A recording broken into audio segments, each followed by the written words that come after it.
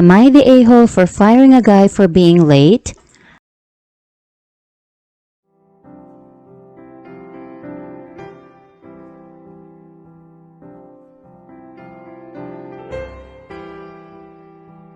A guy I manage is always late, 5 to 25 minutes every time. Generally speaking, it's not a big deal and it has no effect on the operation, so I let it slide. These guys work on call, so even the most diligent guys are occasionally 5 to 10 minutes late. Most just call me and give me a heads up beforehand. However, after noticing a pattern, I spoke to this individual and said, "If you're going to be late, I need you to call me. Just let me know, that way I can plan around it." Next time he is on duty, he shows up 25 minutes late. No call.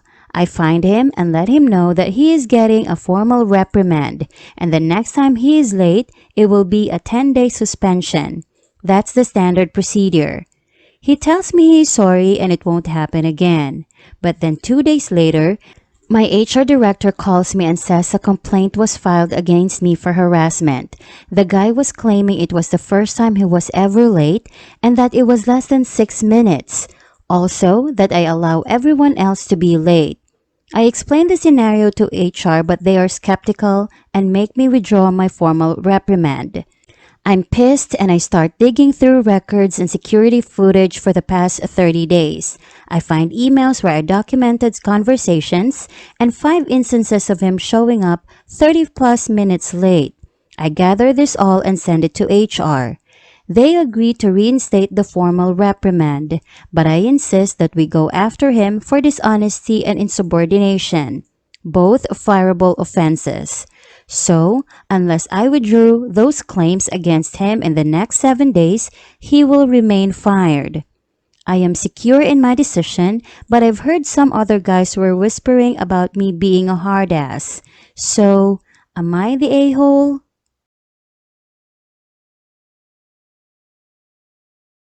NTAU gave him a warning. Instead of saying, "Okay, I get it, you are the boss, and I will change my behavior," he went to HR and lied. Put you in a bad light and said you were harassing him.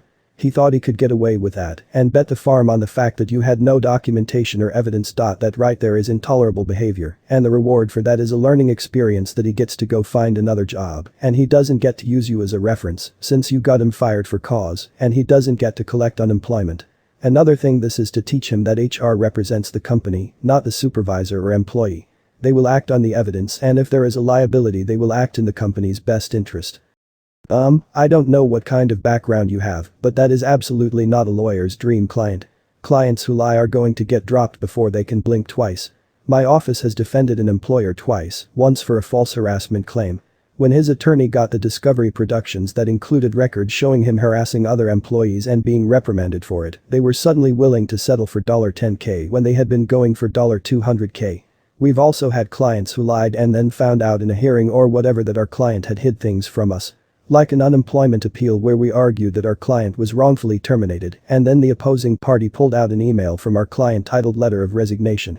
It wastes our time and money, especially since employment cases are usually paid on contingency. TLDR. Don't lie to your legal team. Plaintiff's lawyer's dream client. No, he isn't. Plaintiff's lawyers hate clients like this. They lie to their own lawyers, their lawyers spend a bunch on the case, then everyone finds out they lied, and their lawyers lose all they spent on expenses. Many P attorneys get paid on contingency, so losing the case means losing money. They don't want clients who lie. They cost P attorneys money almost every time, and they can make the attorney look bad.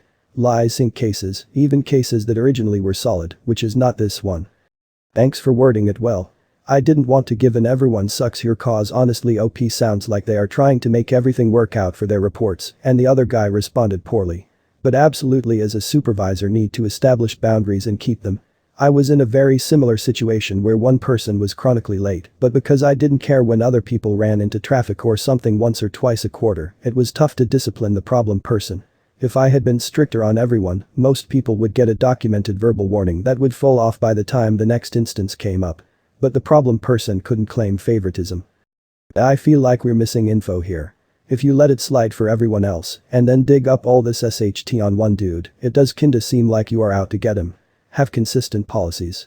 If you don't want him to be late, have a strict policy and enforce it for the whole team. Honestly though, it seems like you just need to enforce a new communication if late rule, and without that there will be consequences, then enforce that strictly with everyone. When you have wishy-washy rules like this, you are going to have unhappy workers. He felt personally attacked when you only went after him for something everyone does. All this is moot. If you don't want this guy to work for you or don't trust him, then fire him. But it's probably not a good look for you, and the others in your group may take notice that you treat people differently depending on your mood or how much you like them, and nobody likes a boss with favorites that they can't be open and honest with without worrying about retaliation. I think OP described a scale, which is what we use. Everyone can be late once in a while and more if they handle it correctly. Under 5 minutes, then don't mention it. 5 to 10 minutes and just shoot an email stating you are staying a couple minutes late to make up for coming in late. More than 10 to 15 minutes, then call in so they know in case they need to accommodate the lateness.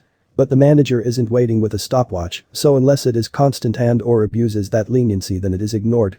That employee abused a system and then when called out decided to spit in their eye. Sounds corporate, but at the bar I'm at we'd fire you for that. Other guys whispering that you are a hard ass. You need to grow a thicker skin. Other employees will always complain about the manager no matter what. I worked at a place where an employee walked in with a gun in a holster, one that holds it on your chest like suspenders. It was not his scheduled day, he was only there to pick up something he had left at work. Policy was no weapons on campus. This guy had had some problems with management and was already on the edge of being fired. Management took it as him trying to intimidate them and other employees. He claimed that he has a concealed carry permit and wears it all the time outside work and just forgot to take it off before coming in that day. He was fired. And still some of the employees sided with him and said he shouldn't have been fired because it was an easy mistake to make. I have a question for this thread as it's relevant. I work a salary job and have been no more than 1 to 3 minutes late a few times per month, like 4 to 5x a month, less now. In one of my reviews, they said that it was a problem. I didn't bring it up, I said I'd fix it, but it was an issue to me. I'd never had anyone bring up being 1 to 3 minutes late as an issue in my entire work history, and I'm always on time otherwise. This is a salary job, and me being 1 to 3 minutes late doesn't affect how the business is run or my performance at all. In fact, I'm a top performer and have been since I started 6 months ago. I also put in more than 40 every week, admittedly 41 to 42, but only 40 is expected. So, AITA in this scenario.